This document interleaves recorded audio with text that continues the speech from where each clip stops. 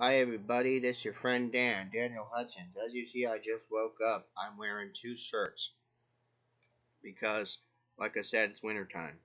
But today, we are on a article, or should we say a video, that I'm going to share to you from via audio from Vice.com. Okay, you might be wondering, what am I doing on Vice.com? Well, on Vice.com, there's something I wanted to tell you guys, which you may or may not know, but for your information, the story is over 5 years old.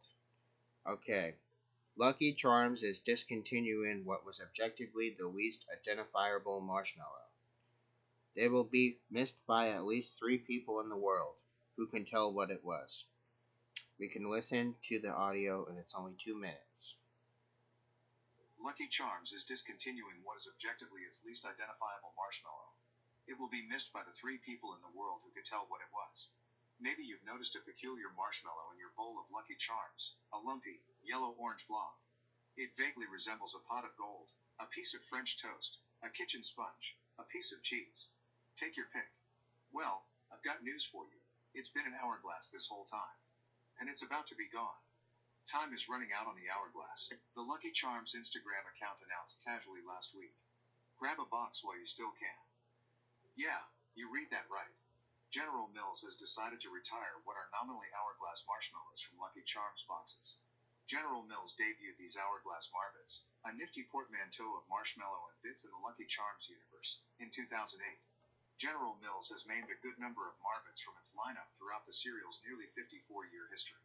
Now, it's to the marshmallow boneyard you go, Hourglass, joining such discontinued marshmallows as the swirled whale and bedazzled rainbow. The Marbits that now remain are hearts, stars, horseshoes, clovers, blue moons, rainbows, and red balloons. The Hourglass has been a part of Lucky Charms since 2008, but as with any Hourglass, its time is up, a General Mills spokesperson wrote Munchies over email on Monday. We will start phasing out the Hourglass beginning next month. The spokesperson declined to elaborate on why it decided to discontinue the Hourglass, and what its replacement might be, instead replying that we will have to wait and see. Let the Marbit speculation commence. Okay, so basically what happened was kind of simple. Lucky Charms had discontinued the Hourglass Charm marshmallow. Yes, the Lucky Charms has discontinued their Hourglass Charm marshmallow, which had originally had launched in 2008. Now, given that this article or video that I played was from 2018. Yeah, for 2018. This was posted February 12th of 2018. And here it is. We are February 15th, 2024.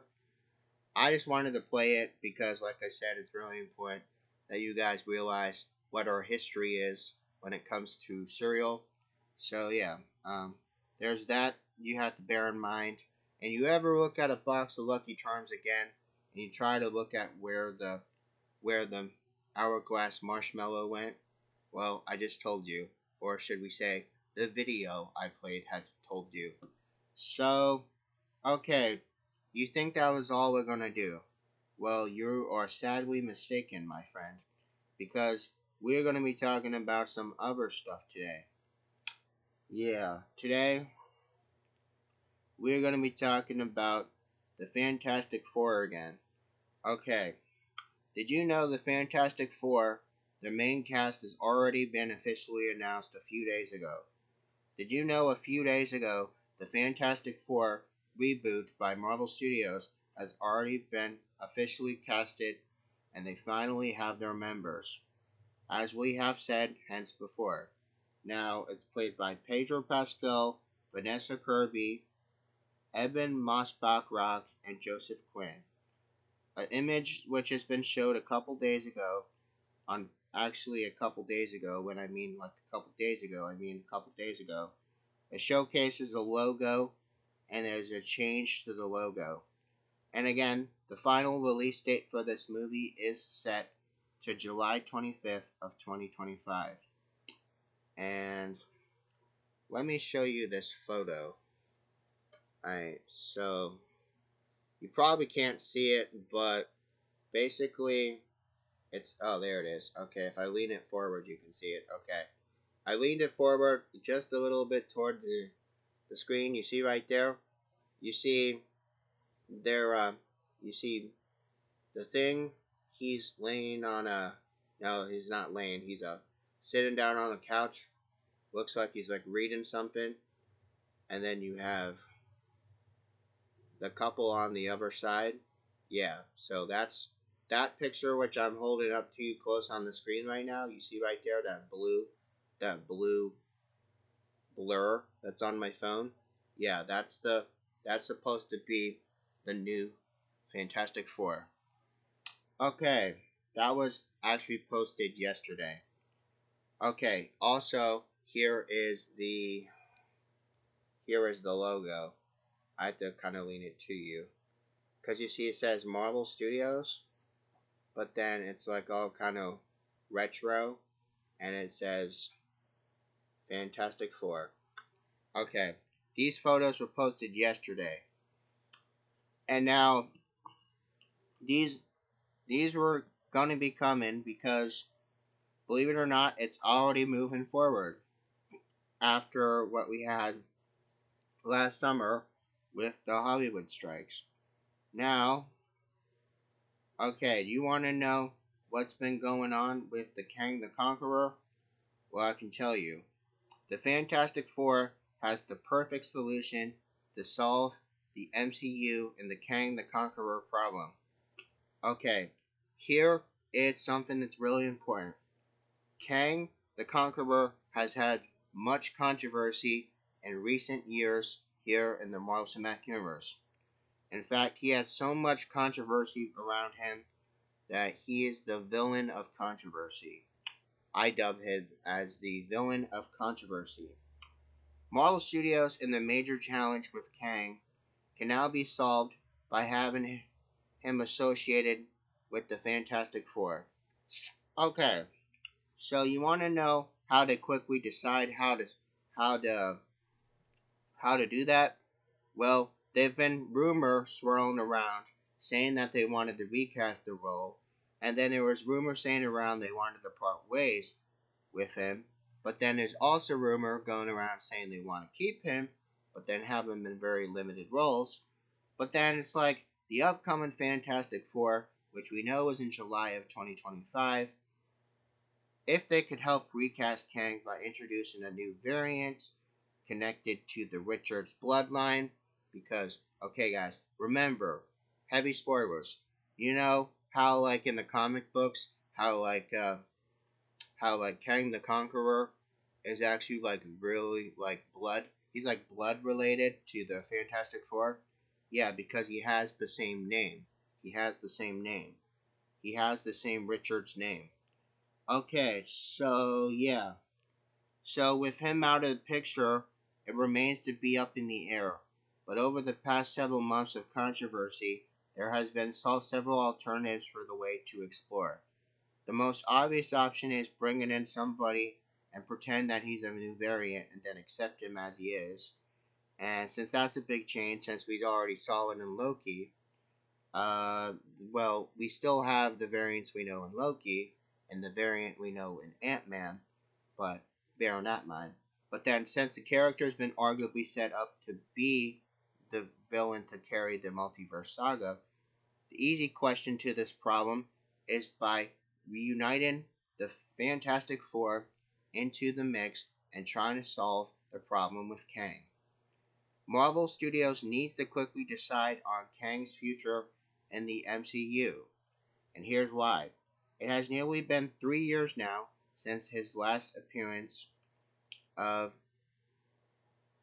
He Who Remains, and he also was in other roles like Ant-Man and the Wasp, and also in season 2 of Loki. Now, following the success from the Infinity Saga, we know Kang the Conqueror was supposed to be a high bet villain that we were supposed to be betting big on after, the destruction of Thanos. But again, Kang's role seemed to be much bigger than we realized. However, all the upcoming plans have been now in question. There's a lot of doubt and a lot of people who don't believe anymore. But here's the problem. If you don't believe, then that's your fault. But in the run up, the next two big Avengers films will have to be the end of the multiverse saga. But there isn't no other projects that could fit the character statue more than the Fantastic Four. Now, the multiverse saga also is reaching already its halfway mark. Therefore, you already know what the next saga is. The next saga we're going to be exploring will possibly more than likely be the Mutant Saga. Yeah, the Mutant Saga. That's already been confirmed by many, many other YouTubers and other insiders. They have already confirmed that the next saga was going to be the Mutant Saga. Okay, even though now we're already nearly halfway through the multiverse. Okay, now, could the Fantastic Four help recast Kang? Well, yes, and there's also a possibility that they can save it. Okay, Fantastic Four has been one of the most hyped MCU movies in development since it broke in 2020 by Kevin Feige over on San Diego Comic-Con. We already talked about that on Hutchins Hut before, now if you pay attention.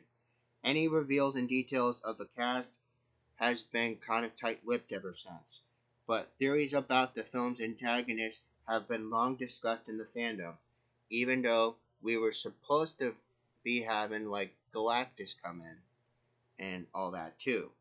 But Kang is also one of the easiest characters to recast in the MCU. Because here's why. Kang is one of the easier characters to recast in MCU. Because the next version of his antagonist is a variant from a parallel universe. So all you have to do is cast an African American. All you have to do is cast an African American. All you have to do is cast an African American. All you have to do is cast an African American. That's what I'm saying. So, okay, Marvel Studios has to recast an African American actor who still would play the character of Kang, aka Nathaniel Richards, aka Kang the Conqueror. Hence, also the name as implied. Now, again, we already know Nathaniel Richards is a 31st century scientist and is a descendant of the Reed Richards family. He also has really, really big pivotal role in this multiverse. He has very much has variants to connection with. If Marvel Studios recast the character right, they'll be introducing a brand new variant who will still be part of the Richards family bloodline. Kang is easily one, like we said, he is the easiest villain to recast because all you have to do is cast an African American. All you have to do is cast an African American who looks like Majors. Okay? Now, while recasting would be an option, the franchise could also move away from him, which will be a high risk because the character's meaning has translated so well in the TV sides of things, especially the Loki series. Okay, so to replace Kang, the studio wouldn't have to choose off the run-of-the-mill villain. They'll probably, why? And here's a video, and there's actually a video by Comic Book Resources that dives down and says 10 reasons why Doctor Doom is worse than Kang.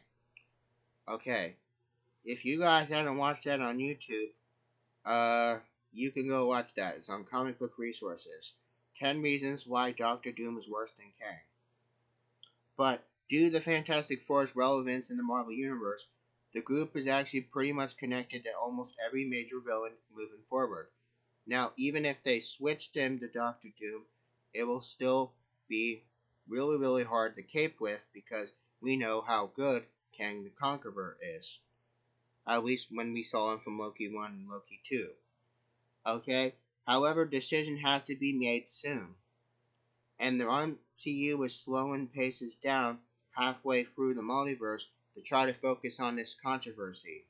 So to say it's fair, to say the Fantastic Four will likely drive the franchise back forward, there's no better way to recast the role of the overarch villain like Kang the Conqueror, or introduce other threats like we will have in the next Avengers, like we said, in Secret Wars we'll have the Doctor Doom by that point. And then we'll also have Galactus also be teased in Fantastic Four.